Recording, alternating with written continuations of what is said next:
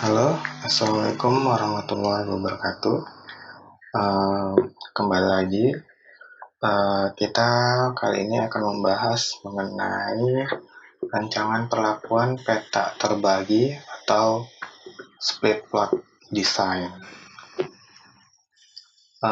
Pengertiannya di sini yaitu split plot design yaitu bentuk khusus dari rancangan faktorial di mana kombinasi perlakuan diacak secara bertahap atau rancangan yang membagi faktor ke dalam dua gugus yang berbeda, yaitu peta utama, whole plot, dan anak peta atau subplot. Jadi ada dua dia.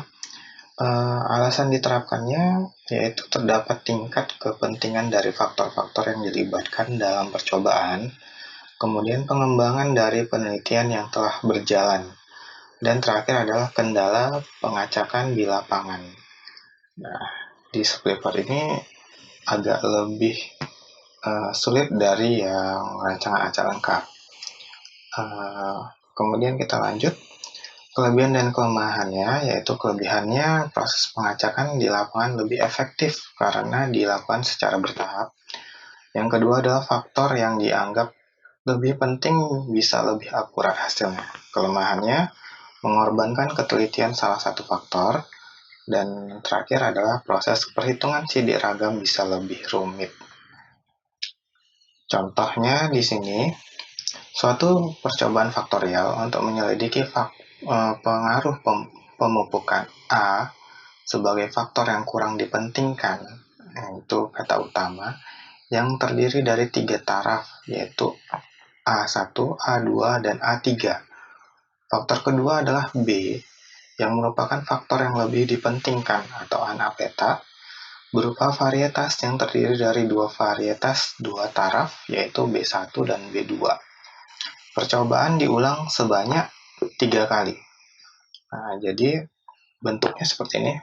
Pemupukan A, yaitu 3 taraf, A sama dengan 3. Kemudian varietas B, 2 taraf, B sama dengan 2. Diulang 3 kali, berarti R-nya sama dengan 3. R itu ulangan ya. Nah, ini adalah contoh dari perkiraan pembuatan tarafnya ya. Kemudian, langsung kita contohkan pengacakannya. Langkah pertama yaitu bagi area percobaan menjadi R dengan A. Satuan percobaan sesuai dengan taraf faktor A dan banyaknya ulangan. Pada kasus ini dibagi menjadi 3 kali 3 sama dengan 9. Karena tadi A-nya 3, ulangannya 3 juga. Langkah kedua yaitu dilakukan pengacakan peta utama secara serempak. Nah, jadi di sini contohnya nomor peta kita buat dulu karena tadi ada 9 ya. Kita hitung dulu 1 2 3 sampai 9. Kita buat petanya, kemudian pengacakan peta utama. Nah, baru kita acak. Nah, ini sesuai aturan rancangan acak lengkap. Jadi di sini A-nya A2, A3, A2, A1, A2, A3, A1, A1, A3. Nah, gitu ya. Ini yang didapat dari si A. Kemudian bagaimana dengan si B? Nah, langkah ketiga, bagi setiap peta utama di atas menjadi B peta. Sesuai dengan taraf faktor B, pada kasus ini setiap peta utama dibagi menjadi 2 peta. Karena tadi 2 taraf. Selanjutnya dilakukan pengacakan anak peta pada setiap peta utama secara terpisah dan terbebas.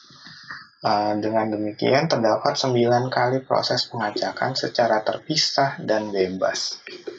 Jadi yang tadi di atas ini bisa dilihat yang di sini ini sudah diacak tadi. Kemudian kita masukkan yang faktor B-nya. Nah, jadi kita masukkan B-nya. Jadi ada A2, B2, A3, B1, A2, B2.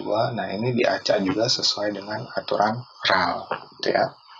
Di sini ada dibilang dibagi menjadi 2 taraf AB, kemudian yang ini adalah dilakukan pengacakan anak peta pada setiap peta utama. Jadi ini sisipannya itu yang B. Nah, jadi ini sudah jadi ya plotnya atau desainnya. Oke, kita lanjut. Nah, ini adalah model linear split plot. Oke, ini hipotesis. Jadi, pengaruh peta utama, faktor A, kemudian ada pengaruh anak peta faktor B, dan pengaruh sederhana atau interaksi faktor A dan faktor B. Jadi, misalnya di sini adalah H0, yaitu faktor A tidak berpengaruh terhadap respon yang diamati, kemudian H1-nya berarti paling sedikit ada 1i, di mana alfa i tidak sama dengan 0, yaitu faktor A berpengaruh terhadap respon yang diamati, sinyal untuk faktor A. Kemudian untuk B juga hampir sama, yaitu H1 paling sedikit ada 1J, di mana beta J tidak sama dengan 0. Faktor B berpengaruh terhadap respon yang diamati. Kemudian yang interaksi adalah interaksi dari faktor A dengan faktor B tidak berpengaruh terhadap respon yang diamati. Kemudian H1-nya paling sedikit ada 1I dan J, di mana alfa beta tidak sama dengan 0. Interaksi dari faktor A dan B tidak berpengaruh terhadap respon yang diamati. Oke. Itu untuk mencari hipotesisnya. Nah, ini adalah komponen analisis seragamnya. Nah, sini untuk faktor koreksi FK seperti yang kemarin. Ini ada perhitungannya di sini. Bisa diamati sendiri. Ini untuk ada JKT, JKST, JKA, JKGA, JKB, JKAB, JKGB.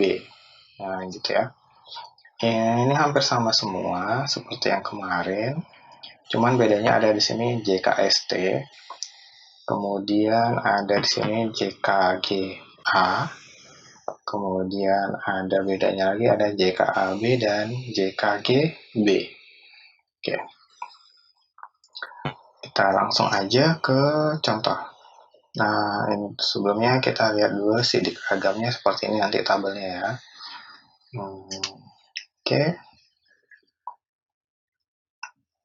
Nah, ini contohnya yaitu pengaruh takaran pupuk kandang dan hasil benih per lubang terhadap pertumbuhan dan hasil tanaman. Suatu percobaan tanaman, seorang petani menggunakan percobaan dua faktor untuk melihat bagaimana kedua faktor tersebut mempunyai pengaruh terhadap pertumbuhan serta hasil tanaman. Untuk faktor pertama, petani menggunakan takaran pupuk kandang K1, K2, K3 yang diletakkan sebagai peta utama. Ya, ini udah dapat ya, peta utama.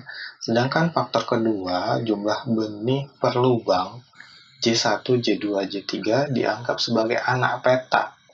Setiap perlakuan diulang sebanyak 3 kali dan unit-unit percobaan diasumsikan homogen. Oke. Nah, di sini sudah dapat hasilnya gini.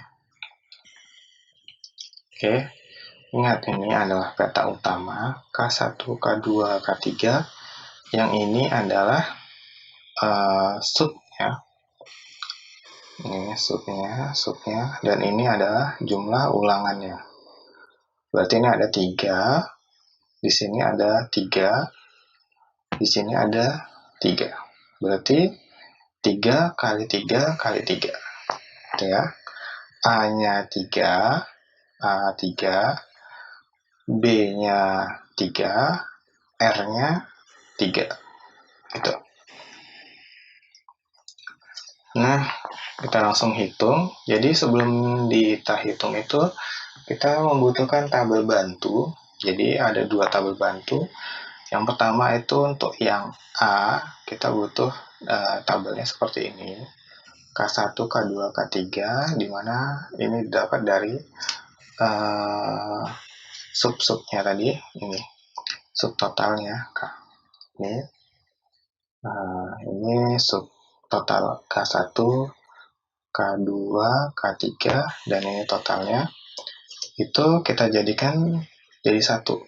Nah, ini dia hasilnya, kita jadikan satu. Nah, di sini baru kita bisa menghitung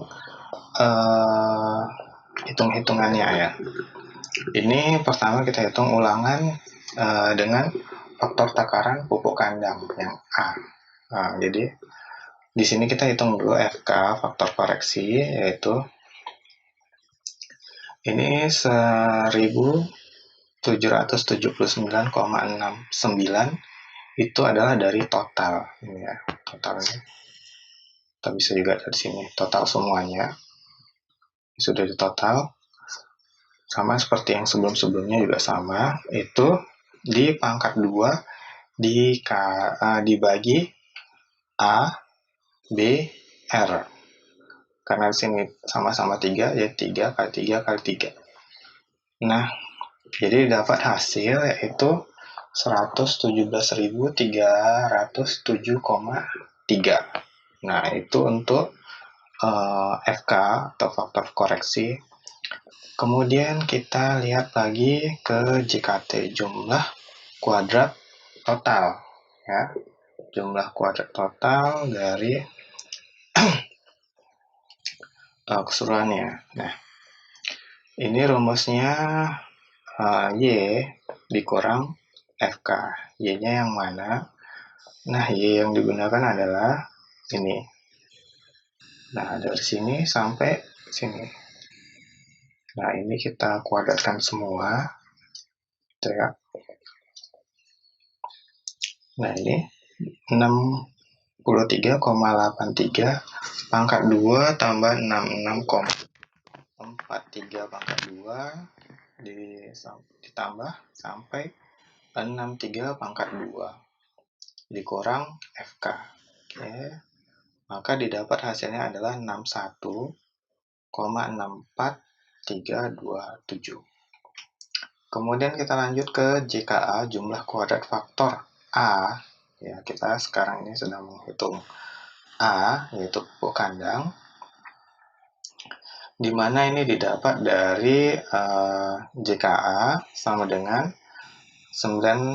592,41 kuadrat ditambah 602,78 pangkat 2 ditambah 584,50 pangkat 2. Nah, ya, dibagi, ingat ya, kalau di sini kita pembaginya itu adalah yang ini, kalau kita mencari A, berarti kita pembaginya adalah B.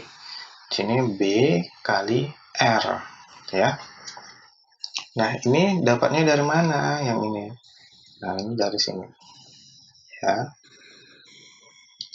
Oke. Maka didapat hasilnya dikurang FK tadi, didapat nilainya adalah 18,67642. Oke. Setelah dari JKA, kita ke JKST, yaitu jumlah kuadrat subtotal. Berarti sub ya, sub itu bagian. Nah, di sini mana subnya ini? Ini subnya, kan? Oke. Jadi JKST sama dengan, nah, subnya ini, Y-nya ini kita jumlahkan dulu, kita kuadratkan, baru kita jumlahkan maksudnya, dibagi 3, karena ulangannya itu 3, dikurang FK, FK-nya yang tadi. Maka didapat hasilnya adalah 23,8618667. Setelah dari JKST, baru masuk ke JKGA, jumlah kuadrat galat petak utama, yaitu pupuk kandang. JKST dikurang JKA, 23,8618667 dikurang 18,67642. Ya, dapat hasilnya 5,18544. Jadi nilai yang ini dikurang yang ini. JKST kurang JKA. Oke, untuk yang faktor A itu kita sudah selesai. Kemudian kita menghitung yang benih. Oke ya. Maka kita juga butuh tabel bantu. Tabel bantunya hampir sama, cuman kebalikan aja dari yang tadi. Nah, di sini J-nya, di sini K. Oke, dibalik saja sih sebenarnya tabelnya. Kita langsung aja. Nah, di sini ada JKB, itu jumlah kuadrat faktor B benih, yaitu 587,99 kuadrat ditambah 602,292 pangkat 2 ditambah 589,41 pangkat 2 dibagi, ya, karena kita ngitung B berarti sini A, di sini R. Jadi karena sama-sama 3 yaitu 3 kali 3 dikurang FK. Nah, didapat hasilnya adalah 13,79262. Ya, begitu. Kemudian itu kita masuk lagi ke JKAB. Jumlah kuadrat interaksi faktor A dan faktor B. Berarti pupuk kandang dan jumlah benih. Ya. Oke, kita hitung dulu. Di sini rumusnya adalah JKAB sama dengan JKP dikurang JKA dikurang JKB. Nah, karena sini JKP itu jumlah kuadrat perlakuan belum ada, kita hitung dulu jumlah kuadrat perlakuannya. Yaitu, nah, Y perlakuan dibagi ulangan. 3 ya, dikurang FK, dikurang JKA, dikurang JKB. Di sini nilainya adalah yang ini. Oke, kita kuadratkan dulu, baru kita jumlahkan. Oke, jadi di sini nilainya adalah 13,20996. Kemudian kita hitung JKGB, jumlah kuadrat galak anak petak atau benih. JKGB sama dengan rumusnya adalah JKT kurang JKP dikurang JKGA yang tadi ya. Oke, kita masukkan nilainya 61,64327 dikurang 45,679. Nah, ini ya nilai JKP yang tadi, dari sini yang dicari. Dikurang JKGA yang tadi sebelumnya, yaitu 5,18544. Maka didapat hasilnya adalah 10,77883. Oke, kita sudah selesai untuk yang faktor A dan faktor B-nya. Kemudian kita masukkan ke ANOVA. Nah, kita susun di tabel ANOVA ini. Oke. Nah, di sini kita hitung pengaruh penta utama F hitung sama dengan 10,80 dan F tabelnya itu adalah sini kita pakai derajat error. Derajat biasnya itu 0,05 atau taraf errornya. Di sini ada 2, ada 6. Nah, ini dari mana? Itu dari sini A. Kemudian yang ini 6. Nah, kita lihat dari F tabelnya ya, yang pada taraf 5%. Jadi kita errornya yang kita gunakan adalah 5%. Maka didapat nilainya adalah 5,413. Jadi keputusannya tolak H0 karena F hitung lebih besar dari F tabel. F hitungnya tadi adalah 10,80 ya, ini 10,80 lebih besar 5,413. Maka pada tingkat kepercayaan 95%, ya, karena errornya tadi 5% ya, jadi 95%, faktor A yaitu takaran pupuk kandang berpengaruh signifikan terhadap pertumbuhan dan hasil tanaman. Nah, untuk yang hipotesis B tadi, di sini F hitungnya dapat 7,67 dan ini F tabelnya sama tadi. Dapatnya di sini 2 banding 12. Nah, ini 12. Oke. Dapatnya F tabelnya 3,885. Maka tolak H0 karena F hitung lebih besar F tabel.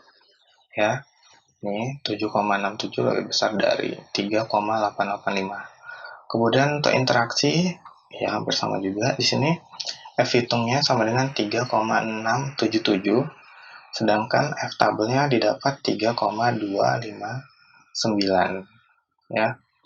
Nah, sini adalah pada taraf 5% atau 0,05, yaitu yang ini 4 dan 12.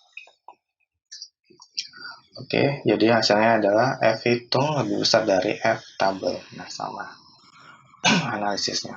Oke, ini untuk ANOVA. Kemudian kita hitung beda nyatanya bagaimana ya, karena kita kan sudah menghitung ANOVA-nya. Jadi mana yang berpengaruh atau tidak berpengaruh? Oke, di sini kita menggunakan LSD. Definisinya berdasarkan analisis ragam, pengaruh interaksi pupuk, kandang, dan benih berpengaruh signifikan, sehingga dilanjut dengan pemeriksaan sederhana interaksi pupuk kandang dan benih dengan mengabaikan pengaruh utamanya, meskipun pengaruh utama signifikan. Ya. Nah, diketahui TA, TB, dan B. TA-nya itu yang tadi pada taraf kepercayaan 5% bagi 2 dBGA. Berarti ini 0,025 dibagi 6. Jadi dapatnya 2,447. Itu juga yang B, TB itu dapatnya 2,179 dan B-nya itu 3. Gitu. Kemudian masukkan ke rumusnya, yaitu T aksen sama dengan B kurang 1 dikali KTGB tutup kurung TB ditambah KTGA tutup kurung TA dibagi B kurang 1 dikali KTGB ditambah KTGA. Nah, kita masukkan angka-angkanya dari sini tadi dan yang dari sebelumnya. Nilai KTGB, KTGA-nya. Tadi dapat perhitungan seperti ini dan didapat hasilnya adalah 2,266. Kemudian kita masukkan rumusnya lagi. SY sama dengan akar dari 2 B kurang 1 dikali KTGB tambah KTGA dibagi RB. R-nya 3, B-nya 3. Kita masukkan angkanya lagi. Maka didapat adalah akar 0,59111 sama dengan 0,7688375. LSD-nya sama dengan T aksen dikali SY sama dengan 2,266 dikali 0,7688375 sama dengan 1,742. Nah, ini untuk LSD pada faktor A. Nah, kita lihat bagaimana dia berpengaruh atau tidak. Nah, sini untuk membedakan taraf faktor A, ya peta utama. Jadi, kita butuh tabel lagi, tabel yang sub-sub tadi itu. Karena di sini adalah perlakuan K1, K2, K3 terhadap J1. Untuk membedakan K1, J1, K2, J1, K3, J1. Nah, jadi dari tabel sebelumnya itu, ini kita buat tabel bantu lagi. Ini perlakuan, ini rata-rata. Rata-ratanya dari yang tabel sebelumnya. Yang J1 ya. Nah, yang ini adalah yang J2 dan ini J3. Kita buat tabel seperti ini. Di sini rata-rata untuk J1-nya tadi 65,11, pada K2 6539, K3 6550. Nah, caranya gimana? 65,11 ini pada taraf pertama itu dikurang dengan ini juga, hasilnya 0 ya, 0. Kemudian pada K2 65,39 itu dikurang ini gitu ya, dikurang ini didapat hasilnya 0,28. Kemudian yang pada keduanya ini dikurang ini juga, jadi dapatnya 0. Kemudian yang ini pada K3 65,50 itu sama taraf pertama itu yang ininya tasnya, baru yang kedua yang ini.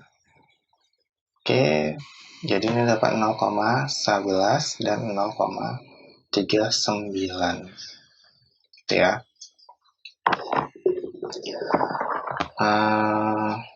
Jadi karena di sini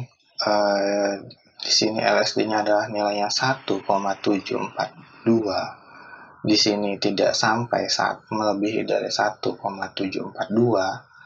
berarti nilainya A. Nilainya A, karena sini tidak ada yang berpengaruh, berarti tidak ada yang lebih besar melebihi dari LSD-nya. Nah, begitu juga yang B, perlakuan pada J2 ini sama kayak tadi perhitungannya. Nah, di sini nilainya ada yang 2,26, kemudian 2,85, gitu ya. Ini kurang ini kurang ini, gitu ya. Karena dia lebih besar dari nilai yang ini 1,742, maka nilainya B. Berarti dia berpengaruh karena dia berbeda ya. Kemudian yang J3 sama juga, ini 0,92, dan yang berikutnya dia bedanya 3,36. Nah, ini bedanya jauh ya, ini juga jauh dari yang 1,742. Jadi di sini taruh simbolnya B sini karena sama dia A gitu. Oke, untuk berikutnya ini kita masukkan juga yang untuk LSD taraf B. Nah, ini sama karena yang B ini dapat nilainya adalah 1,686. Nah, sini kita cari ada yang berbeda atau enggak ada, atau maksudnya yang lebih besar ya. Jadi simbolnya AAA, kemudian yang sini A karena ini ada 1,6, sini 1,5, nah ini 1,7, lebih besar dari 1,6. Jadi nilainya B 3,24 juga lebih besar dari 1,6, nilainya B ya, simbolnya maksudnya.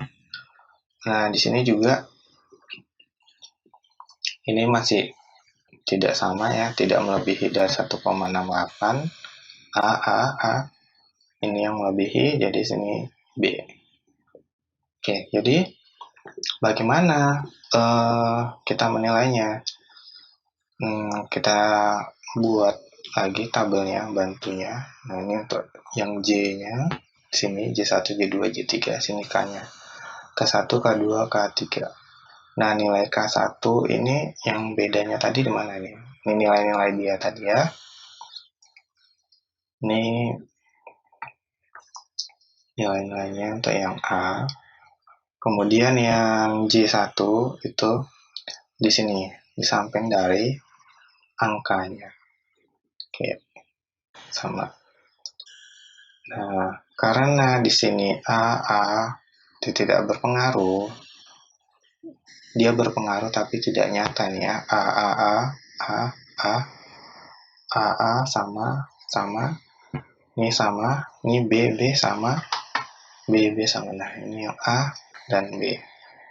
Ini berpengaruh nyata. Jadi dia ada yang J-nya sama K-nya itu berbeda.